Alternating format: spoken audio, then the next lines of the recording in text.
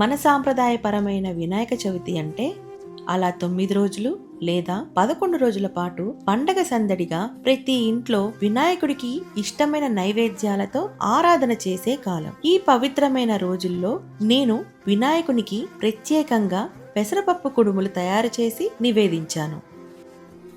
ఇందులో మన Tenali double horse పెసరపప్పుని వాడాను. ఇది మన వంటలో ఒక ప్రీమియం టచ్ ఇస్తుంది. మొదట పెసరపప్పును గంట నానపెట్టి పిండి పట్టాను. ఇడ్లీల్లా చేసి చల్లారపెట్టాను. ఇప్పుడు చల్లారిన దాన్ని మిక్సీలో పొడి పట్టి కొబ్బరి పొడి, యాలకుల పొడి, పంచదార కలిపి పూర్ణ ఉండల్లా చేసుకొని ముందుగానే రెడీ చేసి పెట్టుకున్న తెనాలి డబుల్ హార్స్ మినపగుండ్ల బ్యాటర్లో బియ్యం పిండి, కొద్దిగా ఉప్పు వేసి కలిపిన పిండిలో పూర్ణం డిప్ చేసి వేడెక్కి ఉన్న నూనెలో వేగించి కుడుములు సిద్ధం చేశాను.